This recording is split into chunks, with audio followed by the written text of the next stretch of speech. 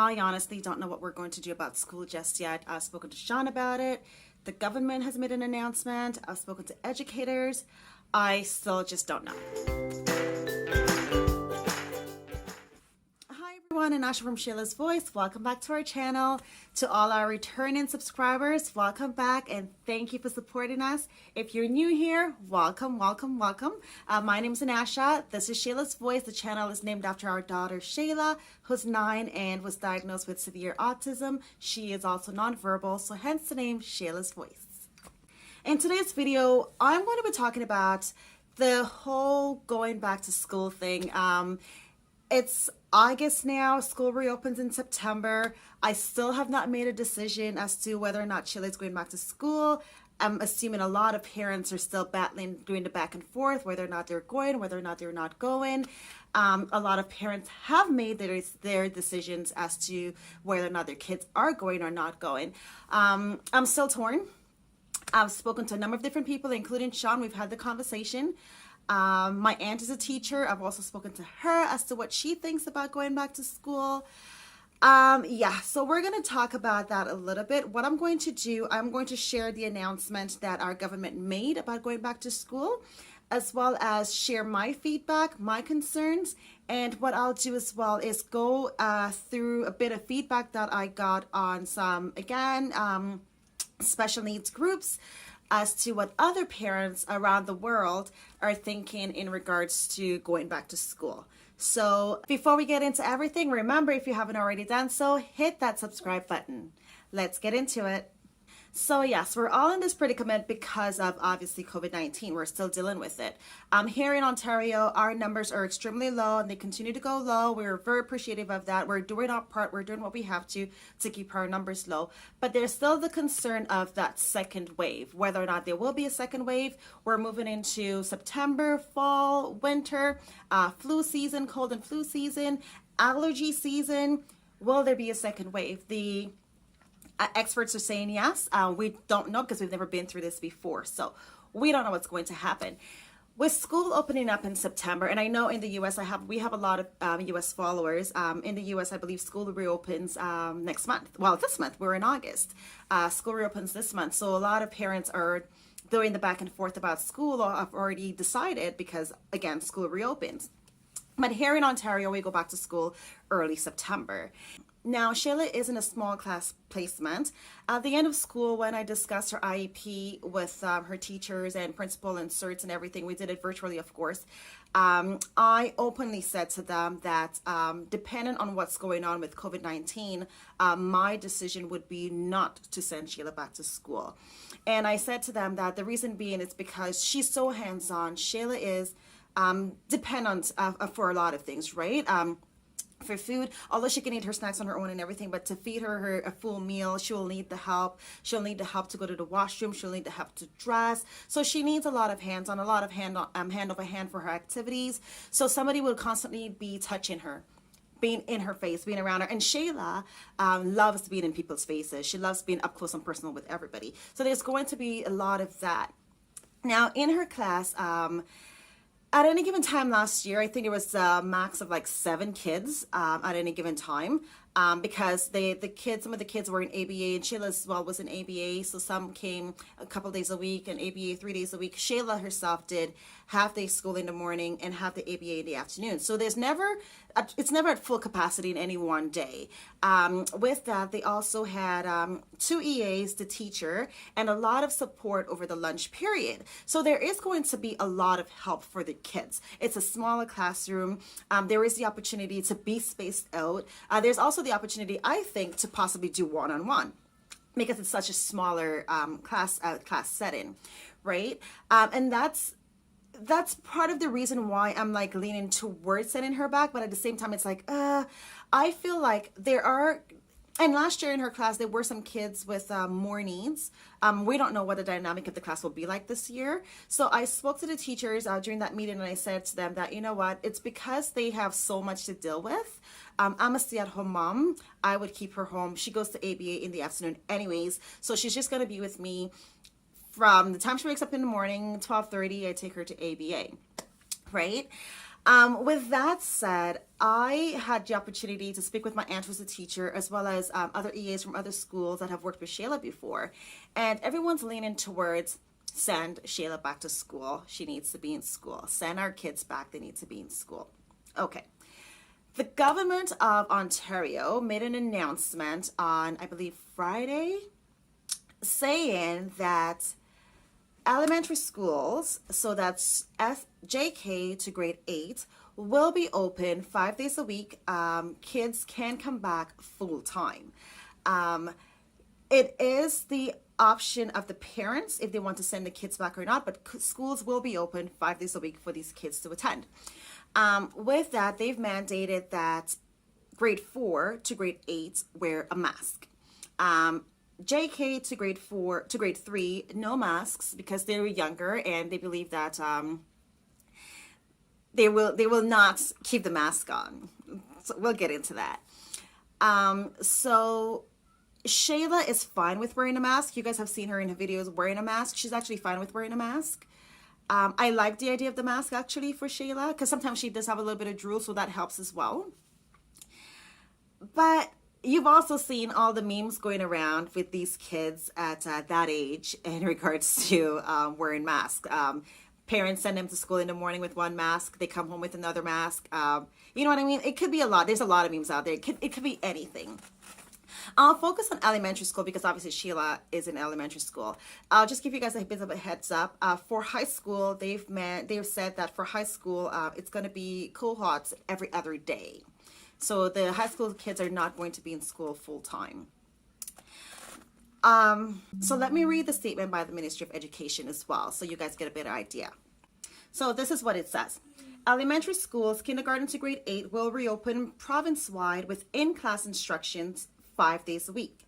Secondary schools with lower risk will reopen with a normal daily schedule 5 days a week, while most secondary schools will start the year in an adopted model of part-time attendance with class cohorts up to 15 students alternating between attending in person and online.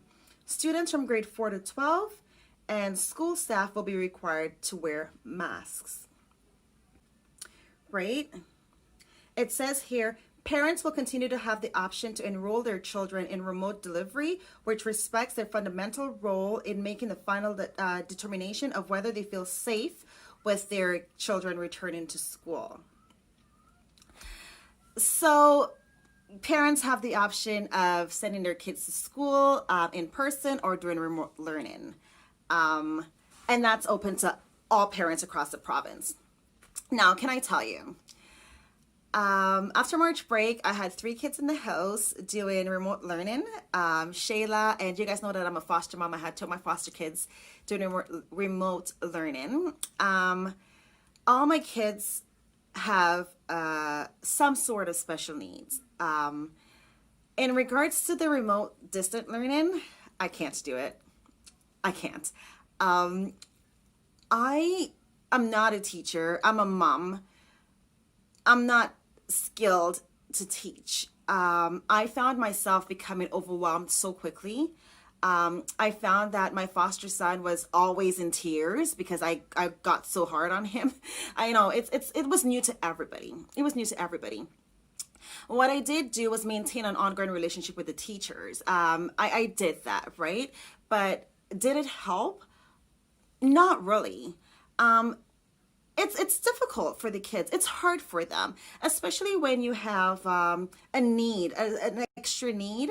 Having that one-on-one support in school by a trained professional, it goes a long way. So with me having to juggle running around with Shayla, doing ABA, doing speech remotely, taking care of her needs, her very, very high needs, and having to support 2 other kids at the same time during remote learning, it was really hard on me, and it was on me. Luckily, my older daughter, my foster daughter, was able to maintain her daily schedule in regards to work. She was responsible enough to do that. But the 2 little ones, like, I was at my wit's end. I couldn't do it. I just couldn't do it. So it's a tough decision for me to make. It's a really, really, really tough decision for me to make as to whether or not these kids are going to go back to school full time.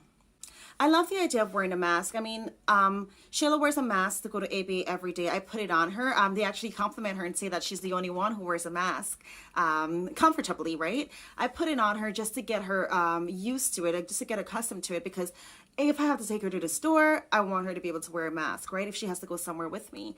So I like the idea of wearing a mask in school, but are these kids really going to keep these masks on?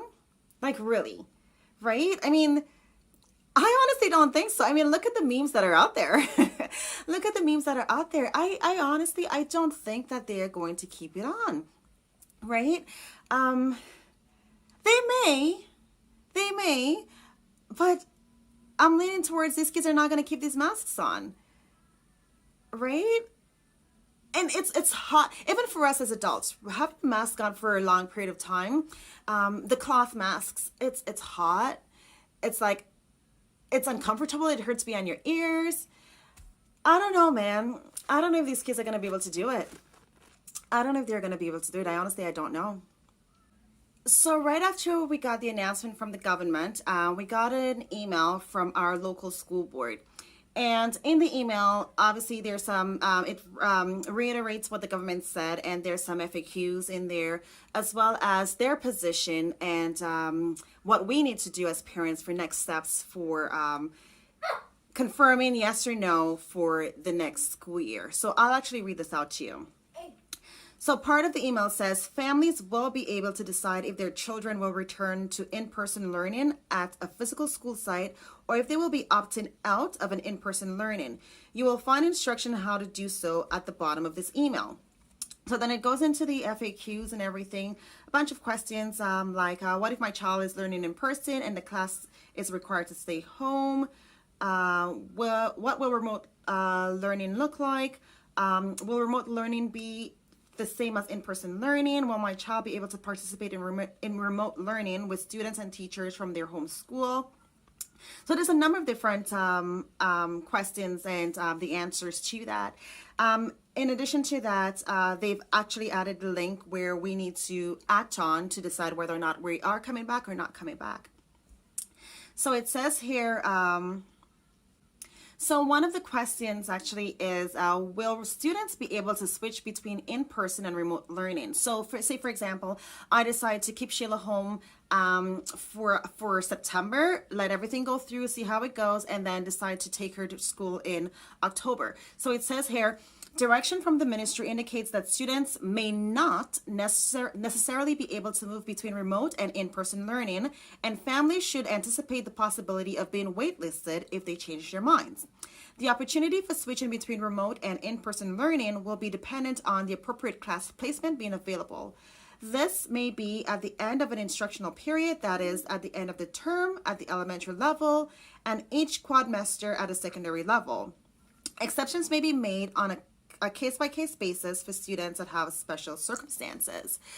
So seriously, about this comment here, if this is my child's homeschool, right?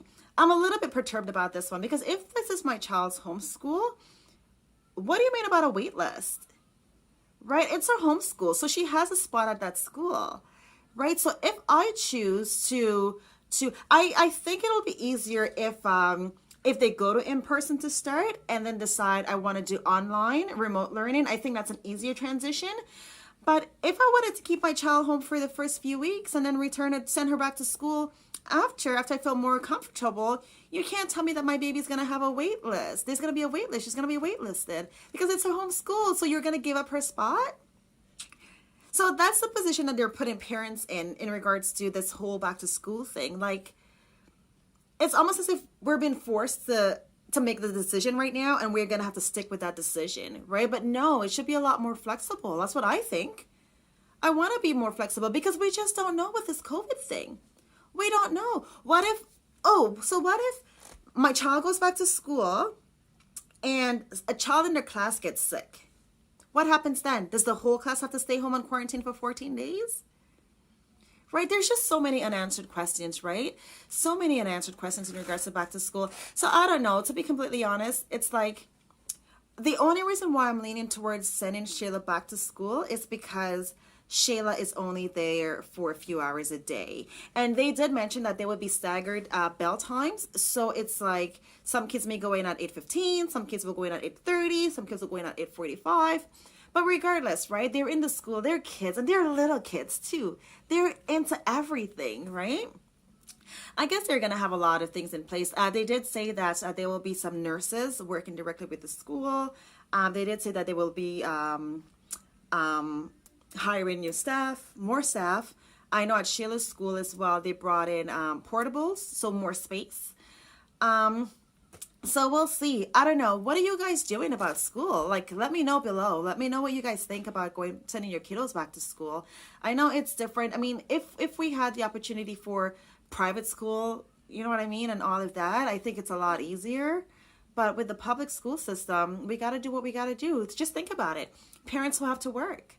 During COVID, like a lot of parents had to, I know that a lot of companies shut down, but a lot of parents had to be forced to stay home to take care of their kids. Daycares are closed, schools are closed. What do you want me to do? Right? So, I mean, come September, a lot of parents are actually looking forward to going back to school, and they don't have a choice. They don't have a choice. They have to send their kids back to school because they have to work, right? They have to work to support their families, right? I don't know, guys. COVID just threw us off for the loop. Like, this COVID thing, like, can you be done already? Like, be done already. It just threw us off for a loop. It's crazy. Okay, so let's get into some of the comments that we got on Facebook about this whole COVID thing. So the question that I asked in the group was, back to school is around the corner. What are your fears about sending your kiddos back to school? So it's like fears or concerns about sending your kids back to school. And we had, so far, it's 12:57 p.m. on August 2nd. 174 comments in this one group. There were two groups that I posted in. The first comment was like, COVID. I mean, yeah, COVID, right? This parent says, no fears at all. I asked, are your kids wearing a mask? And they said no, and I won't force them to wear a mask either. They're in Ohio. They said here in Ohio, kids under 10 with those with special needs and people with medical problems don't have to wear a mask. And I think it's the same across the board. Medical issues and kids below a certain age don't have to wear a mask. Somebody says here, we are 100% online, so it's going to be interesting. Yes, it will. Someone says no fears because we aren't. We are in California and it's one of the highest spiking counties. That I know for sure. My sister actually lives in California, and the moment school ended there, she opted right into online schooling. She said, my daughter's not going back. It's just getting too crazy there. So my sister has opted to keep her daughter home as well for homeschooling. Someone says here, nothing, just anxious for him to see his teacher again and resume some sort of normal routine. Someone says, mine is virtual by governor orders because we are on a watch list. We are not going anywhere. Someone says, just anxious about the new teachers. It's typical first, back to school, new teachers in your classroom. We're always anxious about that. Someone says here, we are headed back. I'm also a teacher. My biggest fear is a lack of transparency. And that makes perfect sense, right? I mean, we're going back to a world where we've never really experienced before. It's new for everybody. It is new for every single person, right? So definitely with transparency, that can go a long way. But with lack of transparency, a lot can go wrong, right? Someone says here, our school district is doing distant learning. Trying to figure out the program for school. Someone says no anxiety here. We're homeschooling. Thumbs up. Someone says mine's are virtual. My 9th grader has autism. I just want to know he will get what he requires, the needs to meet his needs. Someone says our kids are not going back until November. Someone says I'm homeschooling as my high-risk medical kid before the virus gives me option to homeschool. Okay. Someone says it's all online, which hasn't been working for them. We would have kept them home anyway because of the risks. It's just going to be a struggle. It's going to be a struggle across the board. The cohorts, the full-time, it's just going to be a struggle. Someone says my kids aren't going back. Someone says, we are doing virtual learning. For one, it's mandated by our governor. And two, we might continue doing it even after we're allowed to send them back, as it will be the option for our children. Someone says, our county is doing digital learning, which is fine with me because I decided not to send them. Someone says, mine isn't going back. Someone says, I'm not sending my kids back to school. Someone says, I'm homeschooling for this year. And someone says, honestly, not COVID. I'm more worried about the new rules put in place to prevent it and having the year messed up and switched around again like last year. Someone says doing distant learning. Someone says, I need in-person 5 days a week. Sometimes I feel that way too. Someone says, I'm worried about how my son will cope to not being able to utilize his movement breaks like he has in the past, and his sensory things with masks. It's big when it comes to sensory and the masks, right? Not only that, schools closed basically in March. And our kids with autism, even with Shayla, I've noticed a regression. I'm not a teacher. I know that I did virtual therapy with her, but it was nothing compared to what she got full time.